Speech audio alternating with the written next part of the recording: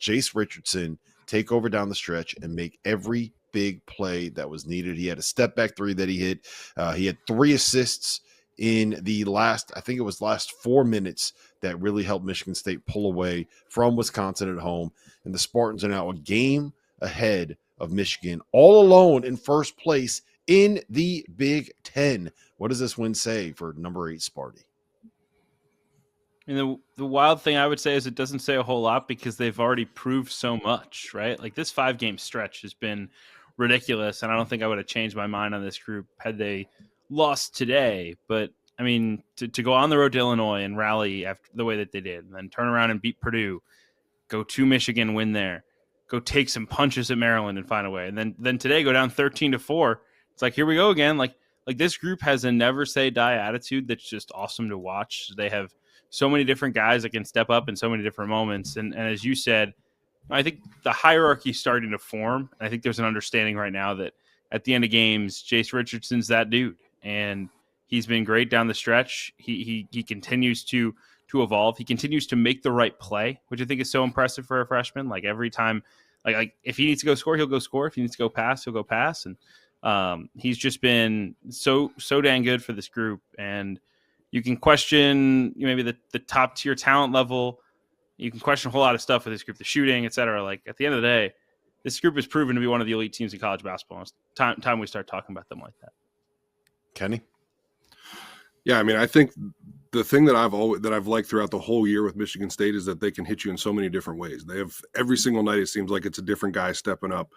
They're beating you as a team, which I think, especially in these later games in the year, when you get towards the NCAA tournament and you get towards conference tournaments, things like that, being able to come together as a team and win the way that they've been winning, it shows strength for me. It's more consistent than like one single guy going out and scoring 30 points or whatever it is. And then you look at, it's Tom Izzo, man. They had 51 rebounds today. They had 51 rebounds. That's insane.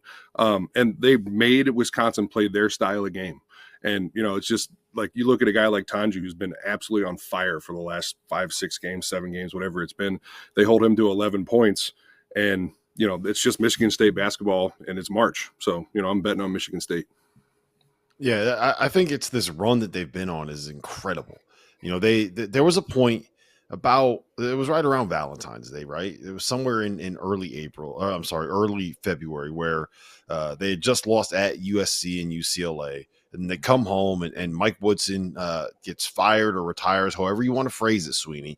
But then Indiana, after that happens, goes into the Breslin Center and throws a zone at Michigan State, and it looked like Michigan State forgot how to play basketball. And at that point, you're looking at them.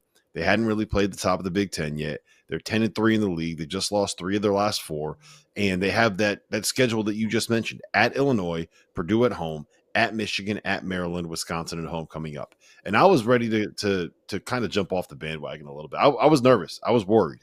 And to see them be able to turn this around, this level of performance, what they've been able to do over the course of the last 3 weeks, I've completely reversed course. I'm all the way in. And I think at this point that they are, to me, the very clear Final Four contender in the Big Ten. You can poke holes in everybody else. It's kind of hard for me, outside of the 3-point shooting, it's kind of hard for me to poke any holes in this Michigan State team. And I think Jace Richardson is the biggest difference maker that they have.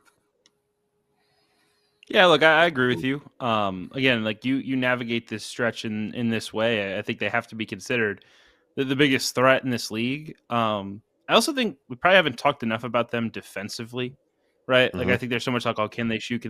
Like this group is playing elite defense right now. 5 straight games this whole run. They've kept everyone under 70 points. Kept a Wisconsin team that all people can talk about is how great they are, how much they can score to 0.85 points per possession. Again, part of that was poor shooting, but I think Michigan State forced you to take a lot of bad shots. Like they've done an incredible job of being disciplined defensively, forcing teams to take shots they don't want to take, and then limiting them to one possession. And when they can get stops, then the ball starts rolling, because all of a sudden here comes the transition stuff. Here comes Cohen Carr with the crowd pop dunks. Here comes the transition threes that Aikens hit today. They're a very complimentary basketball team. And when they can get stops, which they have done over this 5-game stretch, they're going to get out in transition. They're going to get out and score in bunches. and they're going to be able to cover for the fact that the 3-point shooting isn't their biggest strength. So, I agree with you. I think right now there's no other team you can put ahead of them in the Big Ten tournament pecking order. I know everybody wants to talk about the NBA players on some of the other teams or the upside of the talent. Like, at some point, it's March 2nd. Like, we've been doing this all year. Michigan State keeps winning games. Yeah. Kenny, I think I made this argument on Wednesday. I think that this season can be and should be considered among the best coaching jobs, maybe the best coaching job that Tom Izzo has ever done in his career. And I think that his ability in this era of college basketball to kind of keep that continuity and be stubborn about it as well, right? Like there was a lot of pressure on him to like go in the portal. You got to go help. You got to go find some people that can shoot. You got to go find someone that can do this job. You got to get rid of some of these bigs. You know, you missed eval on some of these guys, and he stayed the course. And he stayed with his guys. And yes, he went out and got Frankie Fiddler, and he got the big fella Zappala, and he added pieces here and there that they needed. But for the most part, like he kind of ran it back with this group that he had last season that was not as dominant maybe as you would expect out of a Tom Izzo team. And I think he deserves a lot of credit for investing in the culture, investing in the program, and investing in the people that he already has in that building. Yeah, I mean, I think that's exactly what you said. The program is winning games. You can plug in a lot of different players for that team, but that's just who he is as a coach. You know, one of the best ways that you can make up for a lack of 3-point shooting is to be a really good rebounding team. And to go out and get 13 offensive rebounds today, it really takes a lot of pressure off of your shooters, where if you don't have the best shooting, I think they went like 9 for 27, something like that. You know, if they're able to rebound the ball, play defense at a high level, you can cover up 3-point shooting. I mean, and like I said, it's Tom Izzo. You know, like if you're betting against him in March, and especially with the team he has right now, like nobody jumps off the paper at you points per game wise, offensive production, but he's put together a group of guys that are playing very well together. And, you know, I think it was one of the last shows that I was on when somebody put out that graphic about how they had played only the bottom half of the Big Ten and where are they going to go from here? You know, and like, I never really felt any doubt that they were going to make it through this stretch. I don't know. I don't think I would have thought they were going to do this well, but you know, I didn't think that they were going to start dropping games like crazy. So, I mean, credit to Izzo for sure. But it's the program, man. He's got a machine over there and he's had it for a long time. Sweeney, when you look at what Michigan State has done in terms of the culture, right? I look directly at Matt Painter and Purdue because I think that there are some very real holes that they had that could have been plugged in the portal, and he didn't do it. But I also think that Paint is kind of building for the long haul here. I think he has his eyes on next season when all of these guys come back. If you're Matt Painter and you're watching what Tom Izzo is doing right now, is this convincing you that maybe you should go out and add a piece from the portal? I think I would still. Like, I think at the end of the day, like we saw what Lance Jones could do for your basketball team last year if you were Purdue. Mm-hmm. And I still think with Michigan State, like look, Fiddler's been solid, but like, is this team a lot better if they have John Tonje instead? Like if they nail that eval and get that one extra stud wing scorer, like now we're talking about Michigan State, not as like, oh man, they can make a Final Four. It's like, oh man, they're in the top tier that could go win a national championship, right?